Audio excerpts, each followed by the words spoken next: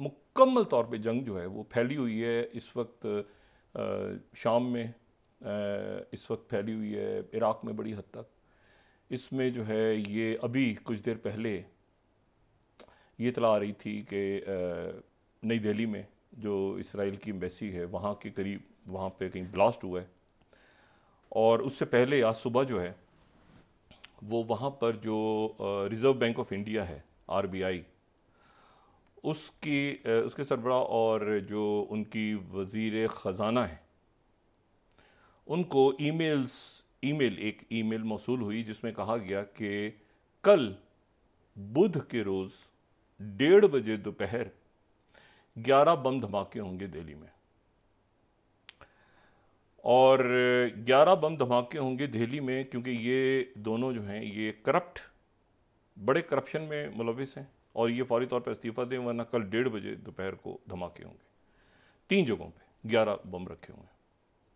अब उनकी तलाशी वगैरह ली जा रही है वहाँ पे, और अल्लाह ताला खैर करे कोई वाक़या ऐसा ना हो। ये जो ईमेल है ये इस ईमेल को खिलाफत इंडिया के नाम से ईमेल भेजने वाली शख्सियत जो है उसने खिलाफत इंडिया कहा है उसको। और ये जो है ये ईमेल उस जो है उस बयान के आसपास आई है, कहीं चंद घंटे आगे पीछे, जहाँ पे भारत के वज़ीर दिफा जो हैं राजनाथ सिंह, उन्होंने कहा है कि हमारे जो टैंकर्स पे अटैक हुआ था, ठीक है, बेंगलोर के करीब हुआ था ना अटैक अभी चंद रोज पहले, हम उनके जिम्मेदारों को, ये मैं 30th स्लाइड ताकि कोई लफ्ज़ ऊपर नीचे ना हो, 30th और 28th। अच्छा, राजनाथ सिंह जो हैं वो कह रहे हैं कि टाइम्स ऑफ इंडिया को अगर हम दिखाएं तो वो कह रहे हैं कि will find those responsible for attacks on merchant navy ship from depths of the sea. वो जिन्होंने अटैक किया था उनको समुंदर की गहराइयों से ढूंढ के निकालेंगे, उनके खिलाफ एक्शन लेंगे। ये 30 स्लाइड। और फिर उसके बाद ये हिंदुस्तान टाइम्स ने भी यही बात की है कि राजनाथ सिंह कह रहे हैं कि दोनों अटैक के जिम्मेदारों को डेप्थ ऑफ ओशन से हम निकालेंगे।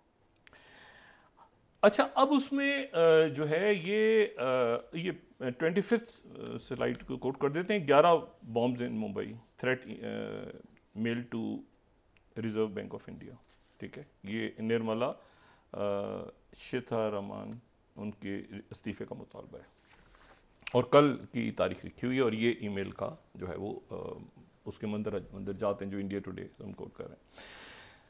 अच्छा, ये जो है यानी मामला जो है, अब यहाँ पर ये बात ज़हन में रहे कि जो इंडिया के बाकी जितने भी हो रहे थे ना अटैक्स, हुतीज़ जो कर रहे थे, हुतीज़ ने किए बहुत सारे, कई दिनों से हम बात कर रहे हैं ना, बहुत सारा। वो उसके बाद पूरी शिपिंग बंद हो गई बहर हमर में और नहर सुइज़ और बाब मतलब सारा।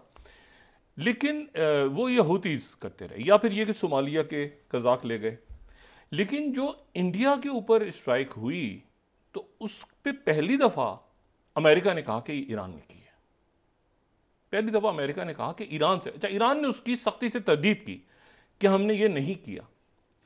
लेकिन आज जो है वो जब राजनाथ सिंह जी का ये बयान आया है कि हम उनको समंदर की गहराइयों से निकालेंगे, तो अमेरिका ने तो कहा है कि ईरान ने की है, ईरान कह रहे हैं हमने नहीं किया। तो ये इंडिया कहाँ किस तरफ जा रहा है? क्या वो हुतीज़ की तरफ जाएगा या वो ईरान की तरफ जाएगा या कहाँ जाएगा? ठीक है, उनके वॉरशिप्स वगैरह, नेवल वॉरशिप्स उनके मोबिलाइज हो गए 3 इंडियन ओशन में इस वक्त, ठीक है। और वो जो हैं अपने टैंकर्स के और जहाज़ों की वो करेंगे। लेकिन ये है कि वो यहाँ पर ख़तरा है कि एक नया कोई महाज ना खुल जाए। और वहाँ नई दिल्ली में भी ये जो धमकियाँ और ये सारे मामला तो हो रहे हैं जो बड़े तशवीशनाक हैं।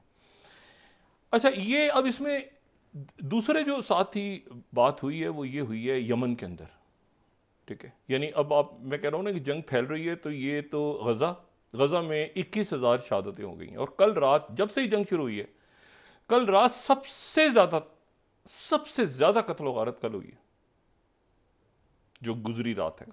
और अभी भी इस वक्त शदीद जो है वो, और इस वक्त हिजबुल्लाह ने भी अपने जो है वो तोपों के दाने, हिजबुल्लाह भी खोलने जा रही है पूरा, क्योंकि इनकी तरफ से बयान ये आया कि हम लेबनान को भी गज़ा बनाएंगे, और शाम और इराक़ और ये सारे मुल्क तो। और यमन जो है, यमन में इस मरहले पे जो है वो जंगबंदी हो गई है। अच्छा, जंगबंदी हो गई है 2 ग्रुप्स के दरमियान।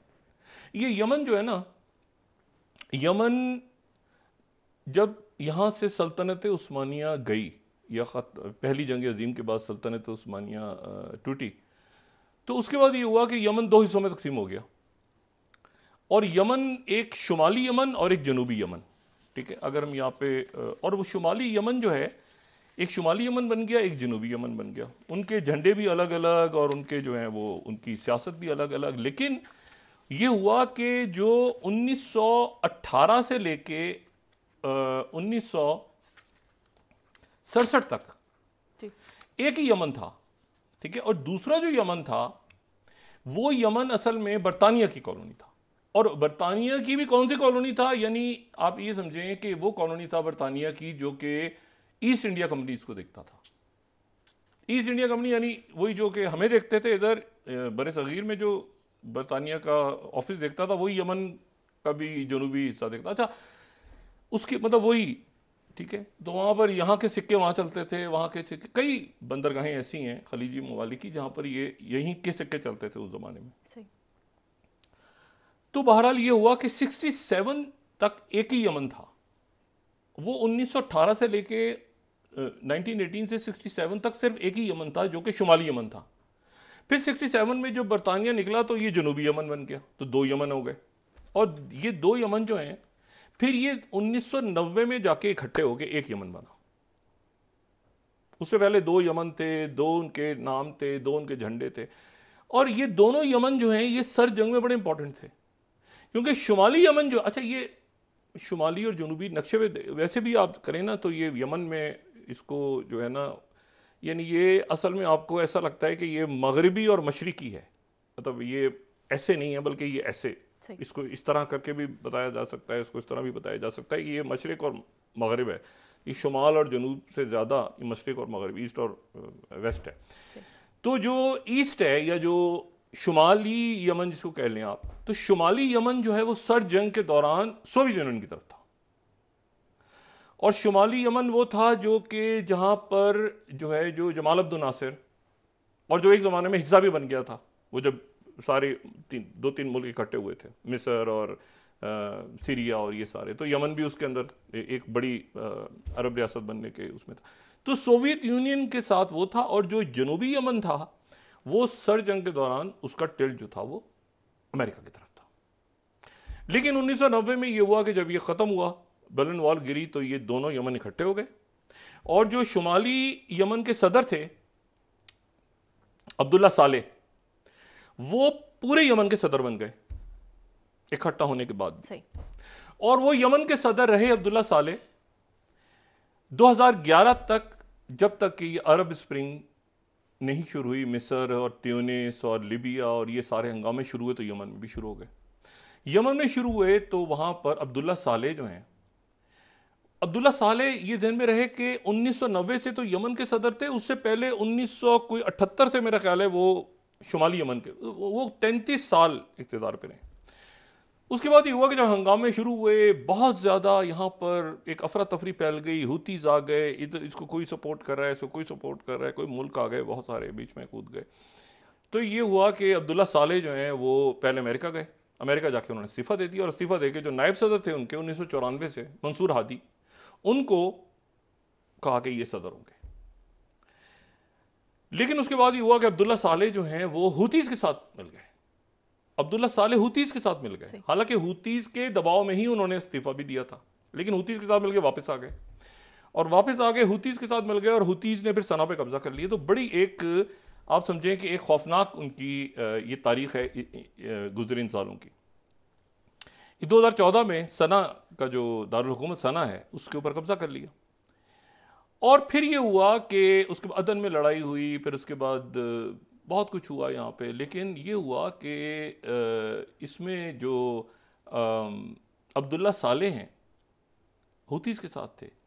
2017 में ये हुआ कि हुतीज़ ने दिसंबर, मेरा ख्याल है 4 दिसंबर या 5 दिसंबर 2017 में, अच्छा सऊदी अरेबिया भी दरमियान में आया, वो जो इत्तेहाद बना था पूरा, यूएई भी आ गया, आसपास के सारे मुल्क आ गए, सवा एक मुल्क है ओमान के। ओमान जो है वो चूँकि वो बिल्कुल मशरिक की तरफ है, यानी वो हिदरुल मौत, यानी वो मेन जो यमन है उसकी पॉपुलेशन से, शहरी इलाकों से दूर, तो ओमान ने बड़ा मुज़ाकरात में अहम किरदार अदा किया, अक़वाम मुत्तहिदा ने भी, ओमान ने भी। लेकिन ये हुआ अब्दुल्ला सालेह जो कि हुतीज़ के साथ थे, हुतीज़ का कहना ये है कि हुतीज़ ये कहते हैं कि हमें कोई अगस्त में ये इतला मिली कि ये तो सऊदी अरेबिया यूएई के साथ राब्ते में। तो उसके बाद ये हुआ कि हुतीज़ और अब्दुल्ला सालेह के जो हामी कबाइल थे उनके आपस में लड़ाई हुई, और अब्दुल्ला सालेह जब फरार हो रहे थे, वहाँ से निकल के जा रहे थे, तो अब्दुल्ला सालेह को वहाँ मार दिया गया यमन में। अच्छा, यमन जो है ना, यमन के अंदर जिन लोगों ने भी यमन देखा है इस दौरान, या यमन का थोड़ा सा जो आइडिया है, इससे पहले भी यमन में सबसे पहले यहाँ पर अलकायदा जो कि यमन की, जिसने यूएसएस कोल पे अटैक किया था, ये 9/11 से पहले यमन जो है वो एक ऐसी जगह थी जहाँ पे आप समझें कि कहीं अगर अलकायदा आपको मिलती थी पूरी दुनिया में, सूडान तो आप कहते थे सूडान में है जी, आप कहते थे ये जो अफगानिस्तान में अलकायदा है, तो यमन सबसे ज़्यादा उसमें एक्टिव नज़र आता था। और मुख्तलिफ शख्सियात के नामों के साथ भी फिर, जैसे जो अलकायदा के रहनुमा पकड़े जाते थे तो किसी के नाम के साथ यमनी या मिस्री या लिबी, तो लिबी होगा तो लिबिया से है, मतलब इस तरह करके उनके नामों के आगे वो पहचान होती थी कि ये यहाँ से है। बहरहाल ये हुआ कि ये जो है यमन जो है वो उसके बाद खाना जंगी होती गई, ये जनाब होते फिर अमन मुज़ाकरात शुरू हुए। यूएई ने स्टार्ट किया, सऊदी अरेबिया ने शुरू किया, ईरान आगे बढ़ा, हुतीज़ आगे बढ़े, ये सब इकट्ठे होने लगे। तुर्की सऊदी अरेबिया के इश्यूज़ ख़त्म हुए, ईरान सऊदी अरेबिया, चाइना दरमियान में आ गया, ठीक है ना, दरमियान में चाइना आ गया, और बशारुल असद की वापसी हुई अरब लीग के अंदर, ये सारा तो ये जो है इलामिया आ गया कि जी यमन के अंदर जो है वो अमन मुज़ाकरात हो गए हैं। लेकिन यमन के अंदर भी अभी चूंकि एक अबूरी कौंसलसी है, इलेक्शंस होने हैं आगे जाके, तो अभी फैसला जो है वो जाहिर है कि वो हुतीज़ कर रहे हैं, मतलब वहाँ हुतीज़ के अगेंस्ट कोई फैसला नहीं कर सकता है, हुतीज़ ही होल्ड कर, उन्होंने यानी फैसला हुतीज़ कर रहे हैं। अब मसला ये है कि यमन के अंदर अगर किसी से बात कर रही हो तो किससे बात की जाए, ठीक है, एक अबूरी कौंसल है, कोई मुंतखब गवर्नमेंट नहीं है वहाँ, कोई ना कोई मुंतखब सदर है ना कोई, और जो वहाँ मंसूर हादी थे वो भी इस्तीफ़ा दे गए थे। यानी ये अमन मुज़ाकरात की एक बुनियादी शर्त थी कि मंसूर हादी जो हैं वो भी इस्तीफ़ा दे दें, तो वो किसी अरब रियासत में शायद वो नज़रबंद वगैरह उनको किया हुआ है, लेकिन वो बहरहाल इस वक्त जो ऑन ग्राउंड है वो हुतीज़ हैं, तो हुती से बात कौन करेगा, ये एक सवाल है। तो ये ईरान के कमांडर पे अटैक। अच्छा, फिर उसके बाद जो है ये मुज़ाकरात का ख़त्म होना, और साथ ही जो सीरिया में अटैक, और साथ ही इंडिया के वज़ीर दिफा का कहना कि हम इनको समंदरों की गहराइयों से ढूंढ के लाएंगे जिन्होंने अटैक किया है, और साथ ही वो जंगी उनके जहाज़ 3 ये बहरा अरब की तरफ आ रहे हैं यहाँ पे। ये वैसे होते हैं, ये वो जो है ना कज़ाकों के अगेंस्ट जो एक अलायंस बना हुआ 39 नेशंस का, जो पाकिस्तान भी है, सऊदी अरेबिया भी, ये सारे के यहाँ शिपिंग लेन्स खुल रहे हैं, उसमें यूएई भी है, उसमें ईरान भी, सारे, ईरान उसमें नहीं है, अमेरिकन कमांड है उसमें, बाकी सारे मुल्क हैं, बहुत सारे मुल्क हैं, तो वो ये सारी की शिपिंग लेन्स खुल रही है। तो ये अब मामला हो गया यहाँ पे ख़राब, यानी अब आप देखें कि इसमें मुल्क जो हैं वो किस तरह से दरमियान में आ रहे हैं। सदर इब्राहिम रईसी जो हैं वो अगले चंद दिनों में जा रहे हैं तुर्की, और तुर्की ये जहन में रखें कि कतर, तुर्की, और ये एक पेशकश ये भी थी कि हमास, जो मैं दोबारा इस पर जोर दे रहा हूँ कि इस्लामी जिहाद और हमास के जो लोग हैं वो उनको सेफ पैसेज देने की बात भी हुई थी।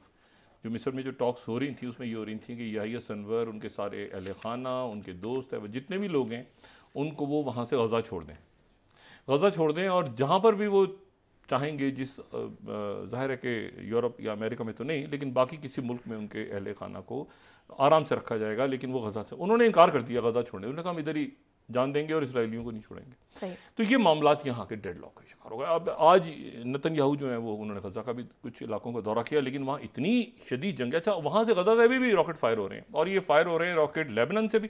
तो लेबनान, यमन, इजिप्ट का जो इलाका है, बिल्कुल ये मैं आपको भी बताता हूँ कि इजिप्ट में क्या हो रहा है, और साथ ही उसके जो है वो ईरान, ठीक है, और इंडिया कह रहा है कि वहाँ पर एक थ्रेट्स आ रही हैं, वहाँ पे क्या इशू हो रहा है।